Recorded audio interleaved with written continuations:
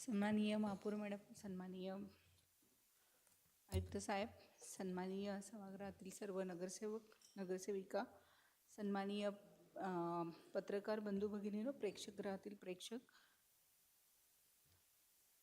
आज मला सर्वप्रथम मी बोलू इच्छिते की माझे वडील स्वर्गीय D.R. पाटील साहेब ह्या महानगरपालिकेचे विरोधी पक्षनेते, तसेच माझे काका या महानगरपालिकेचे उपमहापौर स्वर्गीय भोलानाथ पाटील साहेब व ह्यांच्या आशीर्वादाने इथे मला यायची संधी मिळाली। तसेच आपले लोकनेते गणेशजी नाईक साहेब यांच्या आशीर्वादाने आज या सभागृहात आली आहे।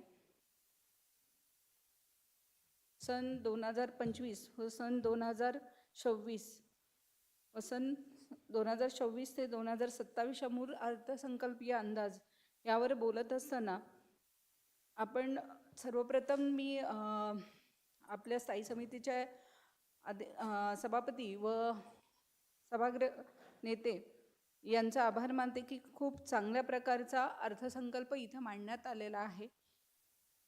आणि या अर्थसंकल्पावर बोलत असताना मी सर्वप्रथम पाम बीचच्या विषयी बोलेल। पाम बीचचा रस्ता हा आपला एक शहराचा नेकलेस आहे आणि ह्या शहराच्या म्हणजे एक इथे सुरुंगीची फुलांची झाडं, जसं नाईक साहेबांनी प्रत्येक वेळेला आपल्याला सांगत असतात की ह्या सुरुंगीच्या फुलांना खूप वास येतो असतो आणि सभागृहातही बोललं गेलं याच्या आधी एका सन्माननीय सदस्यांनी, म्हणून सुरुंगीची फुलांची झाडं इथं लावली आणि काही पक्ष लास्ट टाईमही सांगितलं गेली की काही पक्ष्यांचे पिंजरे तिथे किंवा पक्षी इथे केले, तर हा जो रस्ता आहे तो खूप छान व चांगल्या प्रकारचा सुशोभीने होईल। तसेच शहरात इतर ठिकाणी आपण झाडं म्हणजे आता पर्यावरणाविषयी बोलत असताना की पर्यावरणाच्यामुळे म्हणजे कुठे ना कुठे पर्यावरणाचा ह्रास होत आहे, तर प्रत्येकाने असं ठरवलं की आपण फळे खातो आणि त्याची फळांची बी जर आपण पेरली गेली प्रत्येक ठिकाणी तर हा म्हणजे ते फळं उपयोगीही पडतील आणि पर्यावरणही व्यवस्थित राहील, हे आपण सगळ्या नागरिकांनी शहरातील ठरवलं पाहिजे। तसंच अतिक्रमणाविषयी मी हेडखाली बोलत असताना अतिक्रमणावर आपण च्या हेडवर खूप सारे पैसे आपण म्हणजे इथे खर्च इथे नमूद केलेला आहे, पण खरोखरच हा खर्च केला जातो का? कारण अतिक्रमण जेव्हा आपण काढतो आणि अतिक्रमण खरोखरच काढला जातो का, की अतिक्रमण काढत असताना कोणाच्या खिशात पैसे गेले जातात? नक्की महापालिकेच्या तिजोरीत येतात की इतर कोणाच्या गेले जातात? हेही अध्यक्ष महोदय ह्याही पाहिलं गेलं पाहिजे की आपल्या खरोखरच महापालिकेच्या तिजोरीत पैसे येतात का? कारण एपीएमसी असा वॉर्ड आहे की म्हणजे एपीएमसी जो एरिया आहे आमच्या तुर्भ्या एरियातला 5 मार्केट त्या ठिकाणी येतात आणि आशिया खंडातील सगळ्यात मोठी बाजारपेठ आहे। मी सांगू इच्छिते की तिथे मोठ्या प्रमाणावर अतिक्रमण झालेलं आहे आणि तो अतिक्रमण नक्की काढला जातो का, हेही या माध्यमातून मी आपणास आयुक्त साहेब सांगू इच्छिते। तसेच मी याच विषयावर जसं आता लखपती दीदी योजना जी साहेबांनी इकडे आणलेली आहे त्या योजनेअंतर्गत मी ह्या सभागृहाला सांगू इच्छिते की महिलांना जर एपीएमसी या बाजारपेठेत एखाद्या चांगल्या ठिकाणी म्हणजे बाजारपेठ उपलब्ध करून दिली तर आपल्या शहरातील काही महिला ज्या आहेत त्या चांगल्या प्रकारचे पापड बनवतात, लोणची बनवतात किंवा पेपर प्लेट्स असू दे किंवा इतर वस्तू असू दे, ह्यांना एपीएमसी एरियात म्हणजे इतर ठिकाणावरही बाजार खरेदी करायला लोक खूप साऱ्या ठिकाणांना एपीएमसी एरियात येत असतात, तर तिथे ह्या महिलांना जर आपण आपल्या ह्या नव्या मुंबईतल्या महिलांना किंवा बचत गटांना बाजारपेठ उपलब्ध करून दिली आपल्या माध्यमातून, तर त्यांना एक साधन होईल आणि आपण त्यांना उद्योग दिल्यासारखंही होईल। म्हणून माझी विनंती राहील आपणास अध्यक्ष महोदया की आपण महिलांचा हा विचार करण्यात यावा। तसेच बस स्थानकाच्या विषयी मी बोलू इच्छिते की बस स्थानकांना जर आपण डिजिटल बोर्ड लावलेत, तर आता आपण असेच जाहिराती लावत असतात, तर त्याच्यापेक्षा आपण एक कुठे ना कुठे डिजिटल बोर्ड्स लावले तर त्याच्यामुळे आपल्याला उत्पन्नाचं महापालिकेला एक स्तोत्र उत्पन्न होईल. तसेच चार्जिंग स्टेशन आपण जर आता आपल्या काही गाड्या ह्या इलेक्ट्रॉनिक झालेल्या आहेत, तर तिथे बस थांब्याच्या बाजूला आपण चार्जिंग स्टेशन जर उपलब्ध करून दिलं, तोही रेव्हेन्यू आपल्या पालिकेला नक्कीच भेटेल. तसेच मी गार्डन विभागावर बोलत असताना रस्ता दुभाजकासाठी आपण पैसे त्या हेडखाली आपण आपल्या महापालिकेतून खर्चाची तरतूद केली आहे. पण खरोखरच ह्या दुभाजकामध्ये झाडं लावली जातात का, असा प्रश्न मला आज उपस्थित करावा जातो. कारण आपण एवढ्या त्या हेडखाली पैसे ठेवतो, पण त्याचा खर्च कुठे होत नाही आणि झाडेही लावली जात नाही. वर्षानुवर्ष बघतो की आपण तीच झाडं असतात. म्हणून आपण प्रत्यक्ष लक्ष देऊन ती रस्त्याचं दुभाजक सुशोभीकरण झाले पाहिजे आणि हा हेडचा खर्च नक्की झाला पाहिजे, हेही याच्याकडेही लक्ष देण्यात यावे.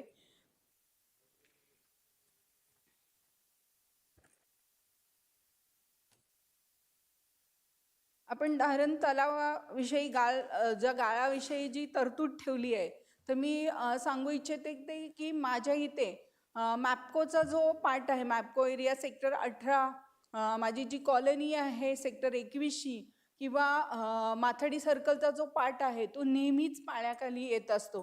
पण त्या संदर्भात अधिकाऱ्यांशी चर्चा करून आम्ही खोलवर अभ्यास केला असता असं कळून आलं की वाशीच्या खाडीकिनारी जो मँग्रोव्हचा गाळा आहे आणि त्या मँग्रोव्हच्या गाळामुळे तो पाणी जेव्हा भरती येते आणि भरती जेव्हा येते तेव्हा भरतीचं पाणी आत येतो, पण भरती निस्तरताना जो पाणी जायला त्यांना रस्ताच नसतो ह्या गाळामुळे.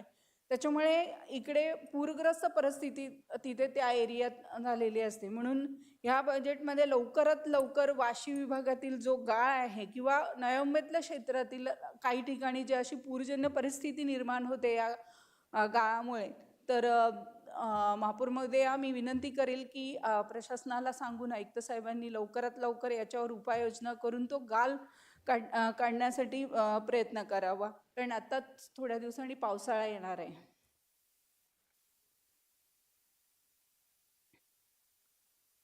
तसेच वायू प्रदूषणाविषयी मी बोलत असताना वायू प्रदूषण हे कोपरी आणि सेक्टर 26चा जो एरिया आहे माझ्या इकडे प्रभागात, तिथे वायूचं प्रदूषण हे खूप मोठ्या प्रमाणात होत असतं आणि इतरही काही भागात खूप मोठ्या प्रमाणावर होत असतं. तर ह्याच्यावर आपण कुठे ना कुठे उपाययोजना केली पाहिजे. आपल्या बजेटमध्ये तो हेड आहेच, पण त्याची आपण तरतूद करून तिथे काही ज्या आता आधुनिक मशिनरी येतात त्यांची तरतूद करून आपण तिथे बसवल्या गेल्या पाहिजे. आणि लोकांना म्हणजे इतकं तो प्रदूषणाचा वास इतका असतो की लोकांना एकदम अनकॉन्शियस होतं आणि त्याची वारंवार तक्रार ही नाईक साहेबांनाही केलेलं आहे आणि त्याच्यावर सगळ्या नगरसेवकांची मीटिंग ही आम्ही नाईक साहेबांनी घेऊन आम्हाला त्या ऑफिसला पण आम्ही गेलेलो ह्याला माफ्याला, पण आत्तापर्यंत काहीही अजून झालेलं नाही. इवन मी आयुक्त साहेबांनाही त्याच्यावर पत्रव्यवहार केलेला आहे. तर ह्या नुसत्या आपण माझं सांगायचं तात्पर्य इथेच एवढेच की आपण बजेटमध्ये त्या गोष्टींची आपण तरतूद करतो, पण त्याच्यावर इम्प्लिमेंट होतं का, त्याच्यावर कारवाई होते का, ही झाली पाहिजे.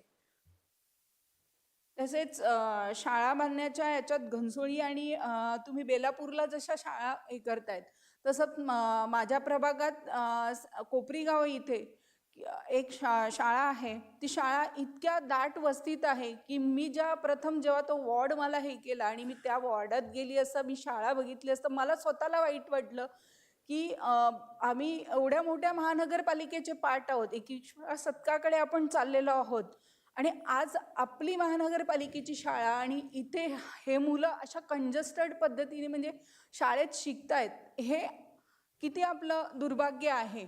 हे मला स्वतःला खूप फील झालं की अशा शाळेत कशी ही मुलं शिकत असतील. ती शाळा आतनं कुठे पडायला आली आहे, तिथे व्यवस्था व्यवस्थित नाही आहे, अशा परिस्थितीत ती शाळा आहे.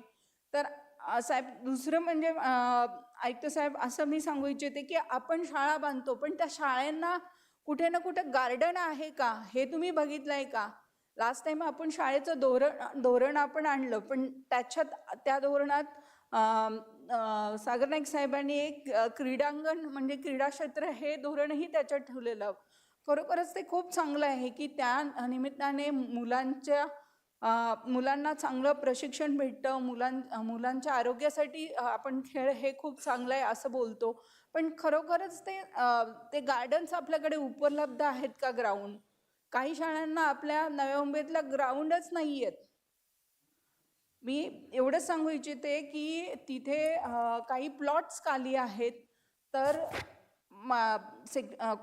कोपरी गावातली जी शाळा आहे ती त्या कोपरी गावात काही प्लॉट्स खाली आहेत, ते सिडकोकडनं घेऊन तिथे ती शाळा बांधण्याची ह्याच्यात अर्थसंकल्पात तरतूद करण्यात यावी. तसेच त्याच प्लॉटच्या लगत अजून एक प्लॉट आहे, तिथे मार्केटचीही समस्या आहे. त्या मार्केटसाठीही तो प्लॉट आपण म्हणजे सिडकोचे जे काही प्लॉट्स आहेत तिथे मार्केट करता, USP करता ते प्लॉट्स आपण सिडको कडून हस्तांतर करून घेण्यात यावे आणि लवकरात लवकर तिथे ते करण्याची तरतूद करण्यात यावी. हॉस्पिटलविषयी बोलत असताना हॉस्पिटलमध्ये खूप कॅथलॅब वगैरे अशा चांगल्या सुविधा आपण आणलेल्या आहेत. हॉस्पिटलमध्ये वेगवेगळ्या नाविन्यपूर्ण सुविधा आणलेल्या आहेत, पण आपल्याकडे न्यूरोलॉजिस्ट किंवा कार्डिओलॉजिस्ट आहेत का? हा सगळ्यात मोठा भाग आहे. कारण जर हे डॉक्टर हायर करायचे असेल तर त्यांना त्याची सॅलरी ही चांगल्या पद्धतीने दिली गेली पाहिजे आणि ती काळाची गरज आहे. कारण आपल्या हॉस्पिटल एवढे सुपर स्पेशालिस्ट हॉस्पिटल आहेत, मग आपल्याकडे हे 2 डॉक्टर का नाही आहेत, न्यूरोलॉजिस्ट आणि कार्डिओलॉजिस्ट, आणि त्यांची खूप आवश्यकता आहे. आज आपण कॅथलॉग करतोय तर आपल्याला कार्डिओलॉजिस्टची खूप आवश्यकता आहे आणि ती झालीच पाहिजे. म्हणून मी विनंती राहील महापौर महोदया की आपण आपल्या माध्यमातनं आयुक्त साहेबांना सांगून कार्डिओलॉजिस्ट आणि न्यूरोलॉजिस्टची व्यवस्था करण्यात यावी.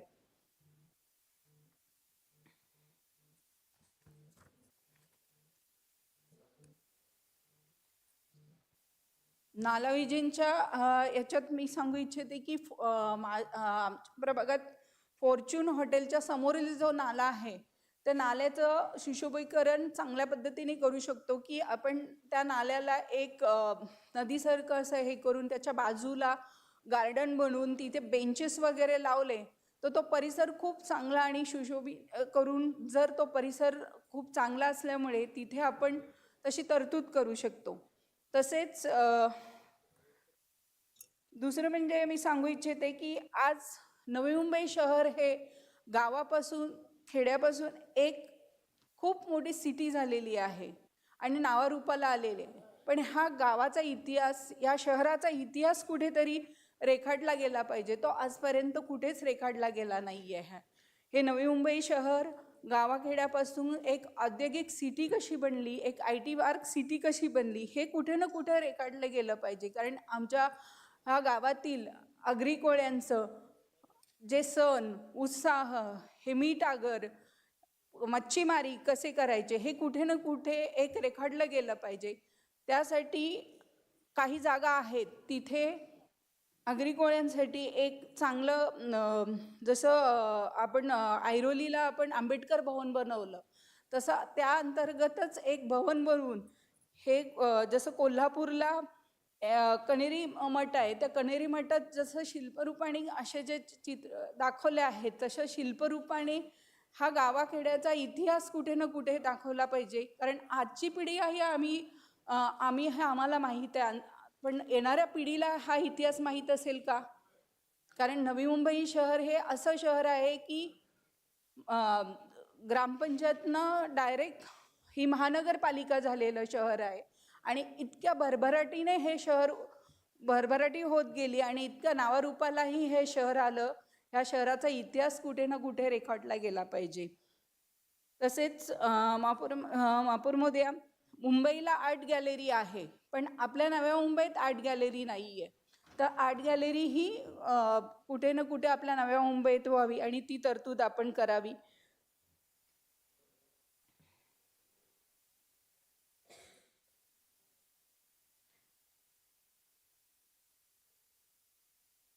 आणि दुसरे म्हणजे CCTV कॅमेरे.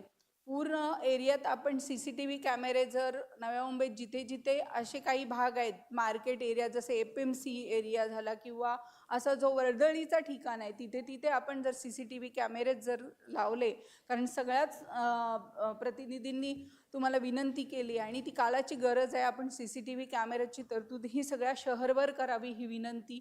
तसेच पार्किंगची मोठी समस्या आहे. जसं मी सांगेल की माझ्या इथे मार्केट परिसर असल्यामुळे जागोजागी रस्त्याच्या दोन्ही कडेला पार्किंग मोठ्या प्रमाणावर होत असते. तर आपण त्या पार्किंगसाठी जो प्लॉट अवेलेबल होता त्याचा आपण आता तिथे घरं बांधतोय म्हणून, पण त्याच्यासाठी जो प्लॉट आता सेक्टर 20ला अवेलेबल आहे तो खूप छोटा आहे आणि मग रस्त्यावर गाड्यांची खूप वर्दळ आणि खूप गाड्या उभ्या असतात. तर कुठे ना कुठे आपल्या त्या सेक्टर 19ला ज्या जागा खाली आहेत तिथे महानगरपालिकेतर्फे सिडकोकडून त्या जागा हस्तांतर करून अशा प्रकारच्या चांगल्या आधुनिक पद्धतीचे तिथे पार्किंगची व्यवस्था व्हावी असं मी सांगू इच्छिते आणि ह्याच्यात अर्थसंकल्पात त्याचा हे करून घ्यावा. मला बोलायची संधी दिली त्याबद्दल महापौर महोदया मी धन्यवाद.